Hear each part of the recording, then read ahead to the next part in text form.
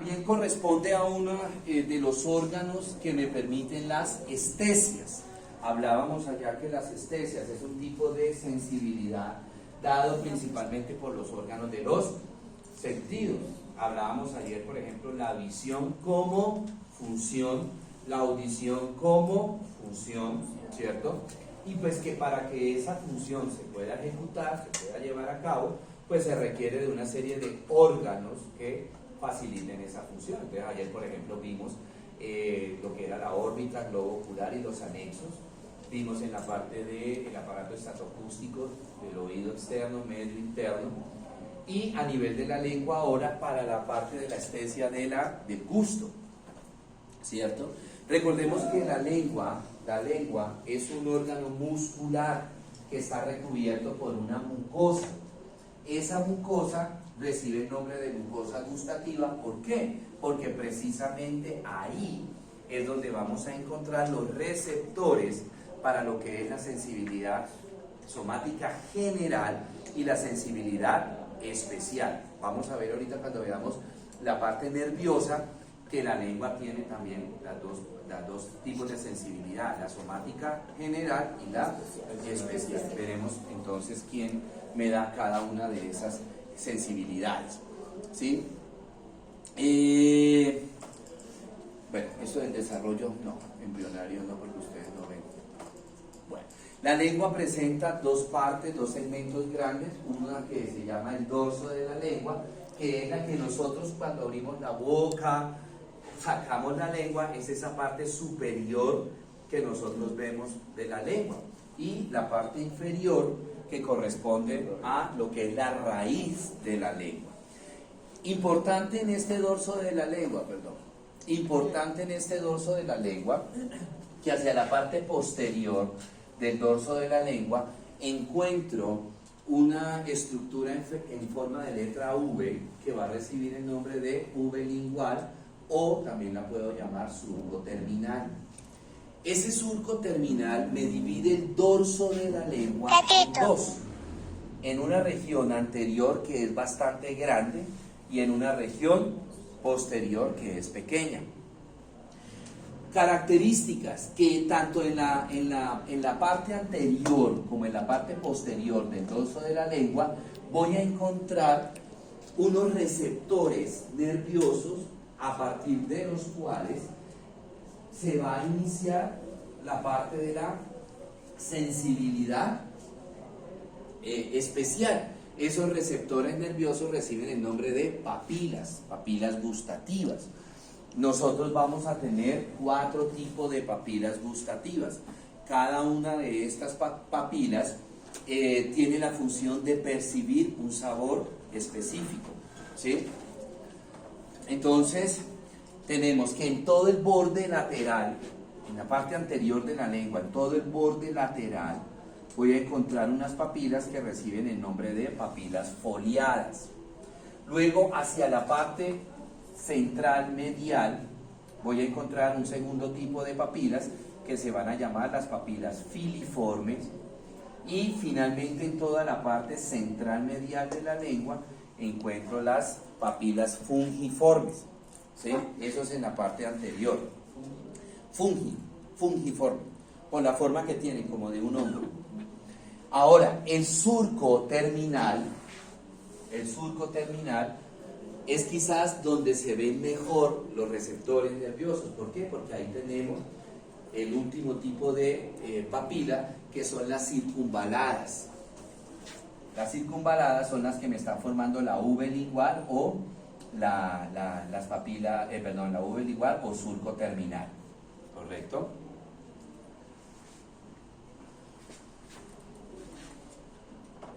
Ok.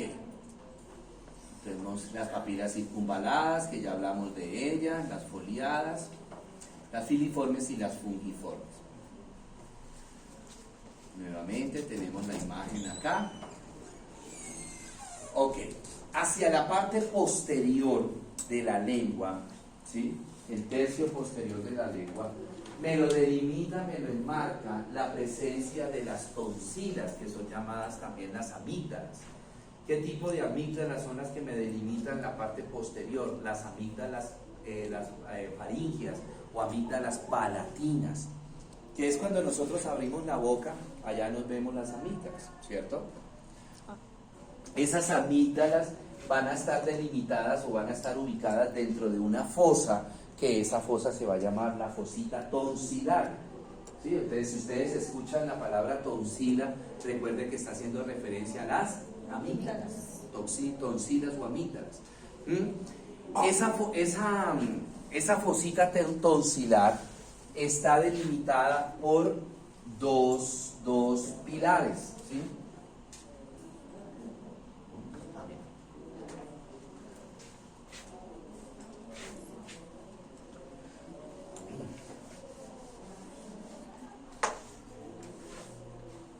Viene una cosa así.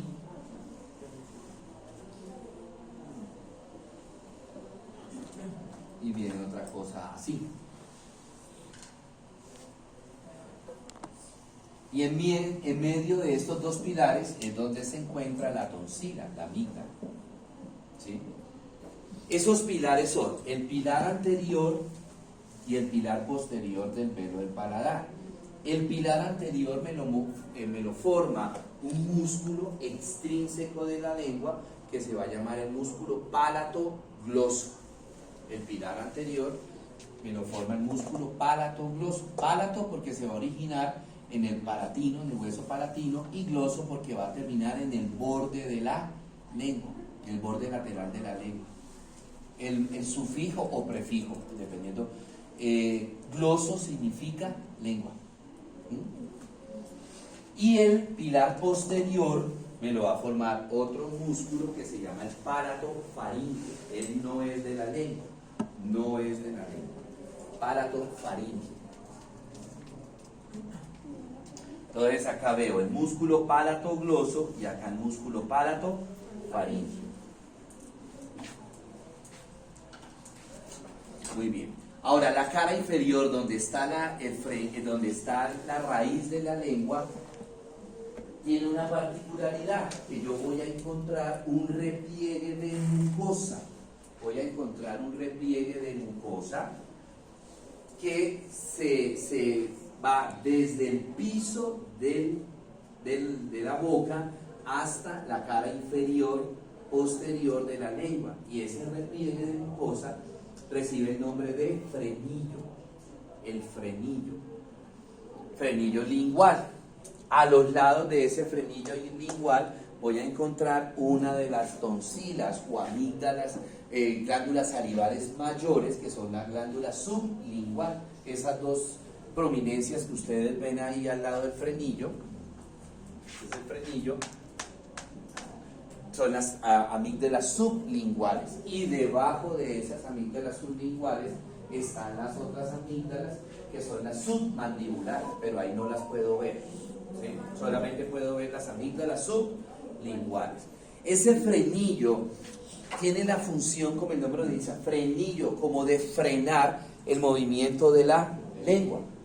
Limita los movimientos de la lengua, ya sea la protrusión, ya sea la retracción, la elevación, el descenso, lo que sea, ¿sí? En algunas ocasiones, algunos pacientes tienen el frenillo muy pequeño, ¿sí? Entonces no permiten como el movimiento mucho de la lengua. Y son esos pacientes que uno los escucha lenguisopa, ¿sí? El cardo. O sea, no permite la vibración de la lengua para decir carro, ¿sí? Porque el frenillo es muy pequeñito, entonces no deja que la lengua se mueva mucho, sino que la limita mucho el movimiento, ¿sí? Entonces son esos pacientes que vuelvo y les digo que tienen la lengua y pegados, que también llama uno vulgarmente, el carro, ¿sí? Y no es que se confundan, sino que no pueden pronunciar, pues obviamente es muy bien la R, ¿sí? Y parece que pronunciaran una D o parece que pronunciaran una L, ¿cierto? Entonces, este tipo de pacientes que uno los detecta desde pequeñitos, cuando el niño, pues no tanto cuando el niño comienza la dicción, o sea, no tanto cuando el niño comienza a hablar, sino cuando ya tiene más o menos hacia los 5 o 6 años, que ya tienen un lenguaje fluido, los puede detectar a uno que de pronto el frenillo no les permite mover muy bien la lengua. Entonces estos niños uno los envía a terapia del lenguaje. ¿Por qué? Pues que este frenillo tiene ¿qué? Pues fibras musculares lisas, y como músculo liso, ¿sí? Entonces se puede, digamos, como ir distendiendo esas fibras musculares.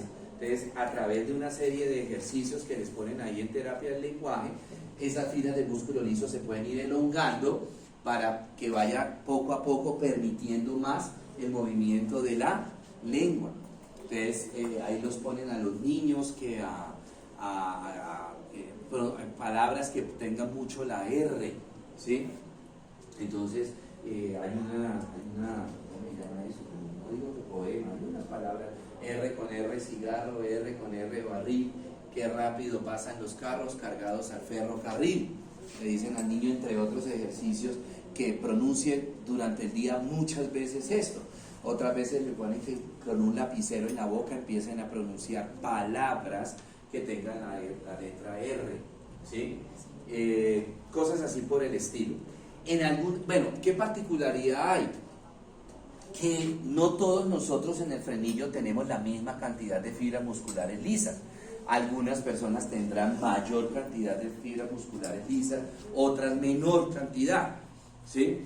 Los que tienen menor cantidad son estos pacientes que tienen este problema de la adicción. En algunas ocasiones la cantidad de fibras musculares es muy mínima, entonces por más de que el niño esté en terapia del lenguaje, entonces no mejoran mucho. Mejoran algo, pero no mejoran lo suficiente como para que tengan una buena adicción o que tengan una adicción normal. Entonces es cuando hay que hacer cirugía y cortar ese frenillo, ¿sí? Hay que cortar el frenillo, hay que hacer lo que se llama la frenectomía. Se corta el frenillo y pues ya no hay nada que detenga la lengua del movimiento de la lengua. No hay nada que detenga ya el movimiento de la lengua. ¿Por qué? Porque quitamos el frenillo, ¿cierto? Entonces, sí tiene, obviamente tiene sus efectos secundarios. ¿Por qué? Porque ellos ya entonces no hay quien detenga la lengua, entonces pueden presentar movimientos muy exagerados de la lengua. En algunas ocasiones esos pacientes tienen problemas en la deglución, no pueden deglutir muy rápido. ¿Por qué? Porque como la lengua, acuérdense que en la deglución la lengua participa, ¿cierto? No solamente moviendo los alimentos cuando están en la boca, sino ya en sí en el proceso de deglutir, ¿verdad? Entonces la lengua, por el movimiento que nosotros adoptamos en el momento de deglutir, o sea, de tragar, ¿sí? La lengua ayuda a evitar que el bolo alimenticio se vaya todo completo hacia la orofaringe, hacia la parte posterior del velo del paladar. Entonces ahí es donde fácilmente el paciente pues, se le va a ir mucho el bolo alimenticio, que le puede generar cuadros de que se atoren, por así decirlo, ¿sí? Eso sería como el efecto. Robert. Una pregunta, ¿una persona tartamuda es debido a la lengua o es algo más? Es neurológico. El problema es neurológico. Obviamente se inicia a nivel neurológico, pero acuérdese dónde se va a manifestar.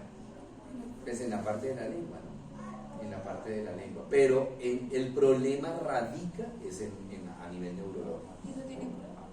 La tartamudez sí, también les ponen tratamiento, les ponen terapia del lenguaje y les ponen también tratamiento psicológico para saber qué es lo que está pasando en ese niño que está en la tartamudez.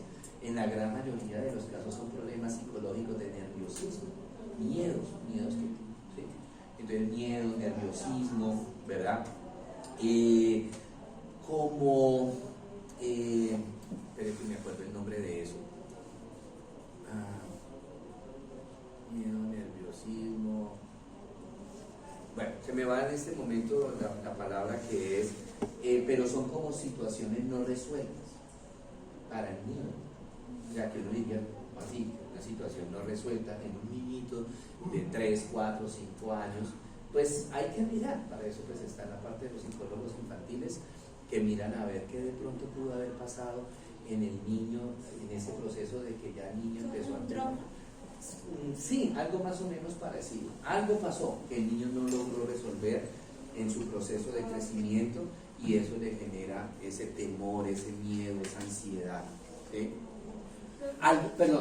antes de que hable, algunos psicólogos también dicen que, y a través de pruebas, porque no necesariamente tiene que ser ese tipo de problemas, ¿no?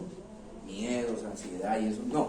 Algunos psicólogos hablan que es que el cerebro de ellos va muy rápido, demasiado rápido, que y la lengua no va a esa misma velocidad, ¿sí? Y entonces por eso presentan el tartamudeo. Entonces tienen que determinar, a través de una serie de pruebas, tienen que determinar cuál es la verdadera causa de la tartamudez del niño. Si es un aspecto negativo o por el contrario, que el cerebro, no digo que sean superdotados, no, sino que la velocidad y la agilidad mental con lo que ellos piensan es muy rápida y baja toda esa información que no puede la lengua, digamos, como darle la respuesta para que en la medida que vaya llegando toda esa información inmediatamente salga. Entonces por eso se enredan al hablar. Disculpe un momentito que es que yo veo humo por acá. No sé. Bueno, perdón, alguien iba a preguntar, señor. Profe, ¿eso lo pasa en los niños pequeñitos o también en las personas? En los grandes también. Hay personas que, por decir un ejemplo, normal, hablan normal. En ellos sí es un problema psicológico. En las personas grandes. En los adultos, sí. Es un problema en la persona, no digo adulto o grande, sino también, por ejemplo, en los adolescentes o en los niños grandes. Cuando es digamos, esa causa de que el cerebro va a millón, es desde pequeñitos que se les ve eso a los niños. Cuando es un problema psicológico se puede presentar desde pequeñitos o se puede presentar en cualquier momento de la vida.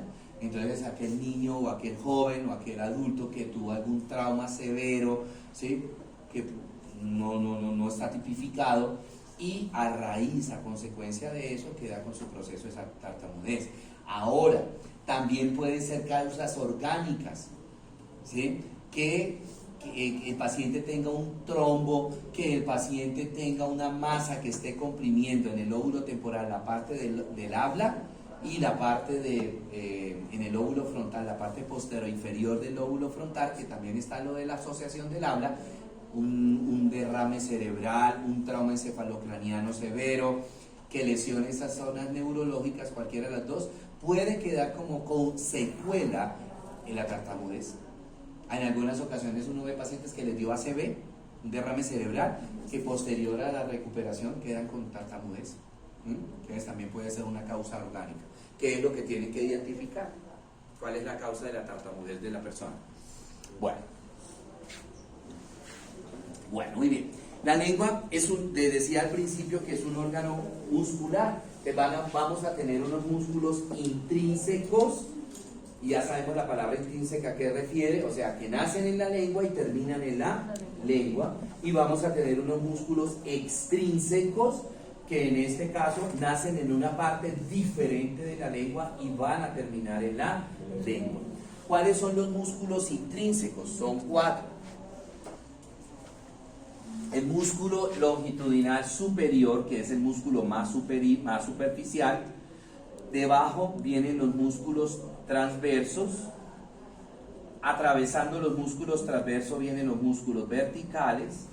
Y el más profundo es el músculo longitudinal inferior, ¿sí? Entonces son 4 músculos intrínsecos: longitudinal superior, inferior, transverso y verticales. Ellos son los responsables de la forma que adquiere la lengua dependiendo de lo que estemos haciendo. Son los responsables también del movimiento de la lengua. Entonces tenemos, por ejemplo, los músculos longitudinal superior e inferior tienen la función de deprimir y retraer la lengua, o sea, de llevar la lengua hacia abajo y de llevar la lengua hacia atrás, y también son los responsables de enroscar la lengua. Hacer esto. ¿Sí? Algunas personas no pueden hacer eso, no quiere decir...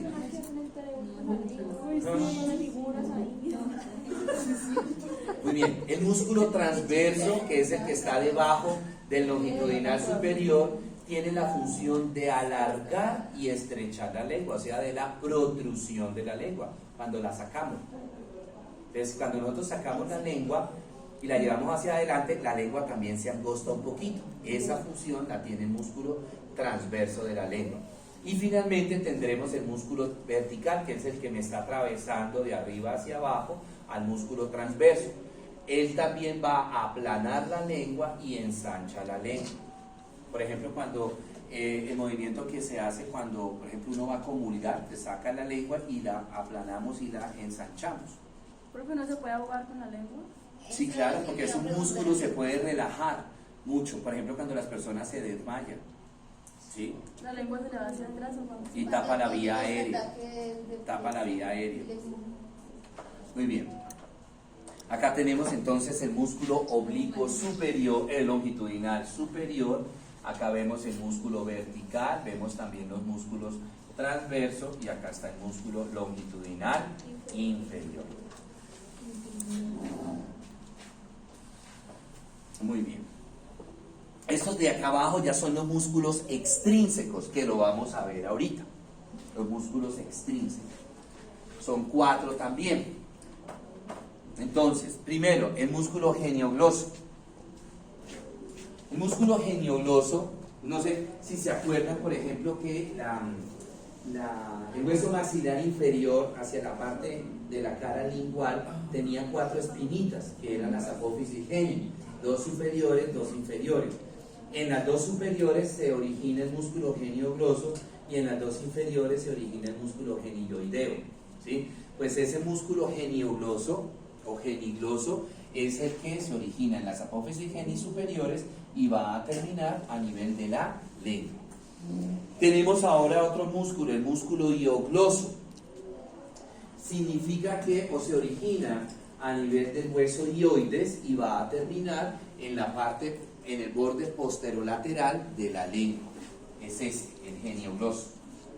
Tenemos ahora el músculo estilogloso, que se va a originar en la apófisis estiloides y va a terminar en la lengua, ¿cierto? Y finalmente el palatogloso, que lo veíamos ahorita, que me forma el pilar anterior de la fosa tonsilar, el palatogloso, que termina en todo el borde, se origina en el hueso palatino y termina en todo el borde lateral de la lengua, palatogloso. ¿Sí? Estos 4 son los músculos extrínsecos de la lengua: geniogloso, hiogloso, palatogloso y estilogloso. Bueno, aquí nuevamente tenemos entonces el músculo geniogloso, el músculo hiogloso, el estilogloso y pues aquí se ve un pedacito del palatogloso, que debería venir así, el palatogloso.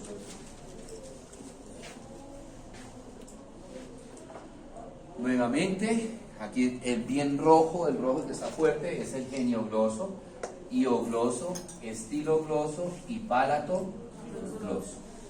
Mire que termina en todo el borde lateral de la lengua, el palatogloso. Bueno, en cuanto a la parte nerviosa, entonces les decía hace un ratico que la lengua tiene receptores nerviosos tanto para la sensibilidad somática general como para la sensibilidad somática especial, ¿sí? Entonces vamos a ver la especial, qué nervio me da la sensibilidad especial. Entonces, en los 2 tercios anteriores, o sea, lo que está por delante de la V lingual, ahí quien se encarga de la sensibilidad especial es el séptimo par, y en toda esa parte anterior de la lengua vamos a encontrar la percepción de los sabores dulce, salado y ácido. Y en el tercio posterior de la lengua, o sea, por detrás de la V lingual, quien le va a dar la sensibilidad especial es el 9º par craneal. Y allí se perciben los sabores amargos. ¿Sí?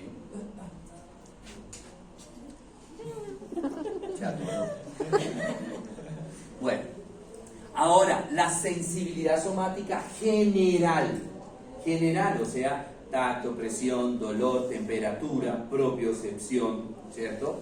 Entonces me lo va a dar el 5º par craneal, la parte de todo esto son las aferencias, ¿no? Porque es sensibilidad, son aferencias. El 5º par, que ese 5º par específicamente la rama lingual del quinto par, que ese quinto par me va a ayudar, esa rama lingual me va a ayudar junto con el dental inferior a formarme la rama, la V2, o sea, la rama maxilar del quinto par craneal, ¿sí? Y también va a estar la parte de la V3, que es la rama mandibular, ¿sí? Pero en términos generales es quinto par el de la sensibilidad somática general. Ahora, la parte de movimiento de la lengua va a estar dada por el 12º par craneal, que es el hipogloso, y la parte parasimpática va a estar dada por el 10º par craneal. Pero fíjense qué pocotón de sensibilidad que tiene la lengua. Y no solamente por un solo nervio, o sea, no hablo que tiene mucha sensibilidad la lengua porque es un solo nervio que da muchísimas ramas nerviosas que podría ser, sino que además de que hay muchísimas ramas nerviosas en la lengua, provienen de 5 pares craneales y es un órgano relativamente pequeño, ¿sí? Entonces, acá tenemos en la lengua los 2 tercios anteriores, ¿sí? Los 2 tercios anteriores, la sensibilidad especial. Entonces tenemos el 7º par craneal, ¿sí? Y el 9º par craneal. La parte de la sensibilidad somática general, el 5º par craneal. La parte de la inervación parasimpática, el 10º par craneal. Y toda la parte motora de la lengua, el 12º par craneal.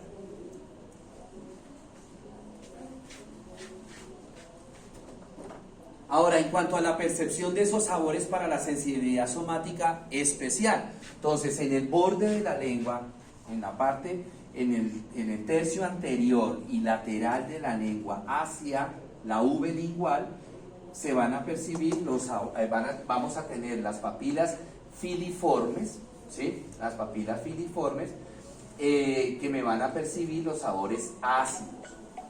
La punta de la lengua vamos a tener la percepción de los sabores salados y por detrás vamos a tener la percepción de los sabores dulces. Y por detrás de la V lingual encuentro los sabores amargos.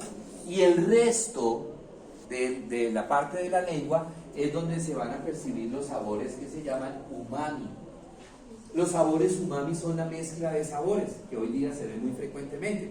Entonces, que las costillitas agridulces o las alitas agridulces, agrio y dulce, ¿sí? Ahí se van a percibir esos sabores que son umami. Por ejemplo, tenemos ya dulce salado, el mango. Al mango le echamos sal, ¿sí? Se van a percibir ahí. Todo lo que sea mezcla de sabores, combinación de sabores, se van a percibir en la región central de la lengua, que son los sabores umami, ¿sí? Los sabores umami. Bueno, aquí tenemos la parte nerviosa, ¿cierto? La parte nerviosa, que ya la hemos hablado. ¿Listos? Bueno, muy bien. Preguntas, dudas, inquietudes, chicos.